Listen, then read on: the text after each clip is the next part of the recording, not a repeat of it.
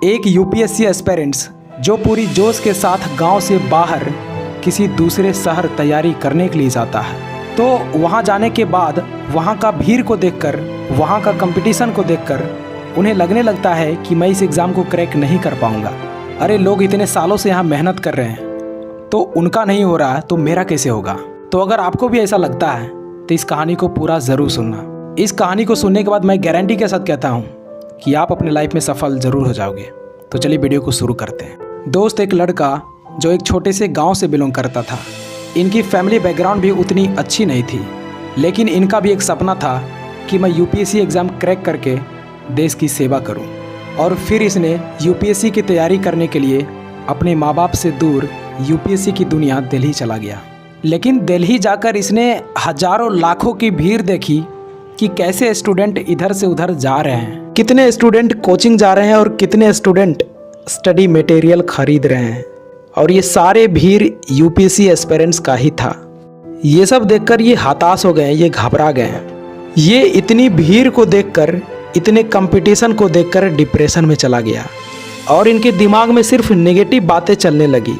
इसे रात भर नींद नहीं आने लगी। ये यही सोचने लगे थे कि ये लोग इतने सालों से मेहनत कर रहे हैं और इनका सिलेक्शन नहीं हो रहा तो मेरा कैसे होगा। अरे मेरी तो बैकग्राउंड भी अच्छी नहीं है।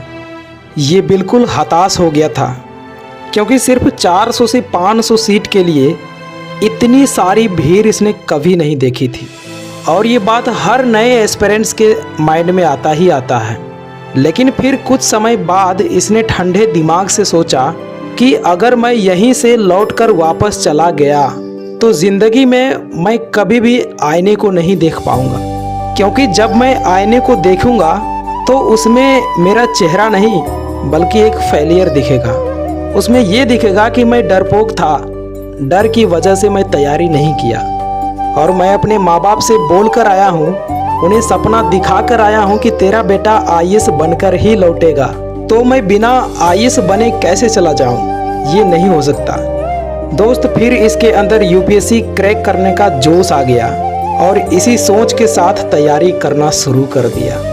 और इसने पूरी मेहनत और डेडिकेशन के साथ तैयारी करने लगा।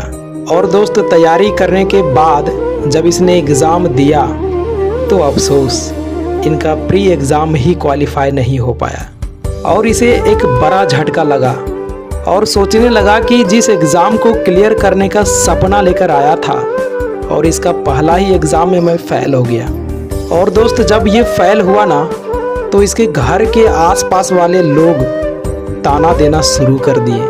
वो कहने लगे कि तेरे बेटे से यूपीएससी नहीं निकल पाएगा, तुम क्यों सपने बड़े देखकर यूपीएससी की तैयारी करने के लिए दिल्ली भेज दिया, उससे कुछ नहीं हो पाएगा। दोस्त, ये सब देखकर ये लड़का पूरा टूट गया और फिर इसने खुद से कहा कि कोई बात नहीं, अपना टाइम आएगा। मैं एक दिन यह ताने को तालिया में बदल कर ही रहूँगा। और दोस्त, इसने इस साल किए गए गलतियों को सुधार करके दुगनी मेहनत के साथ तैयारी करना शुरू कर दिया।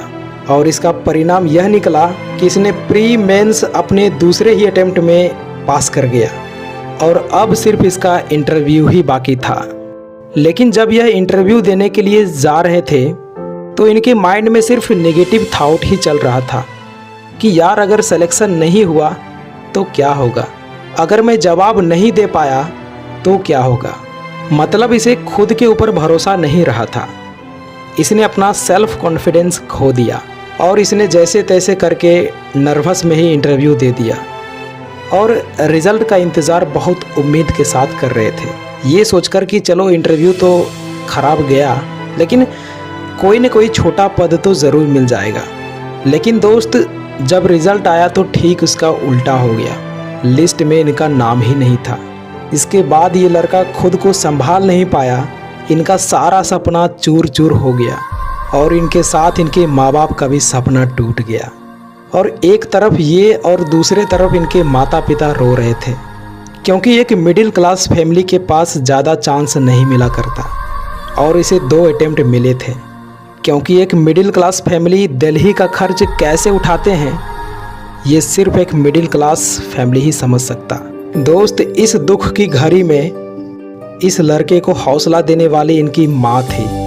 इनकी माँ ने बोली कि बेटा इतना आगे निकल गया है और आखिरी पड़ाव पे आके तुम्हारा रिजेक्शन हुआ है। बेटा एक लंबी छलांग मारो और अगली बार तुम्हारा सिलेक्शन कोई नहीं रोक पाएगा। ये एक माँ का आशीर्वाद है बेटा। दोस्त, जब ये लाइन इनकी माँ ने कही तो इसने सोच लिया कि मुझे हार कर नहीं बैठना, क्योंकि माँ को बहुत उम्मीद है और मैं इसे पूरा करके ही रहूँगा। दोस्त, इसने फिर से दिन रात करके तैयारी करना शुरू कर दिया, क्योंकि एक एग्ज़ाम के चलते अपने माँ बाप के आंखों में आंसू आना ये कोई बर्दाश्त ही नहीं कर सकता। और इसने इस बार इतना मेहनत किया कि इसका सिलेक्शन होने से इसे खुद यूपीएससी भी नहीं रोक पाया और 72 रैंक के साथ आईएएस अधिकारी बन गया। तो दोस्त, इस कहानी से हमें 2 चीज़ें सीखने को मिलती है। पहला कि कोई भी एग्ज़ाम क्रैक करने के लिए फैमिली बैकग्राउंड मैटर नहीं करता, और दूसरा सेल्फ कॉन्फिडेंस। आपको खुद पर भरोसा होनी चाहिए, और ख़ासकर यूपीएससी जैसे बड़े एग्ज़ाम में, क्योंकि जब आपको खुद के ऊपर भरोसा ही नहीं है तो आपके ऊपर इतनी बड़ी जिम्मेदारी, एक ज़िले का भार आप कैसे मैनेज करेंगे।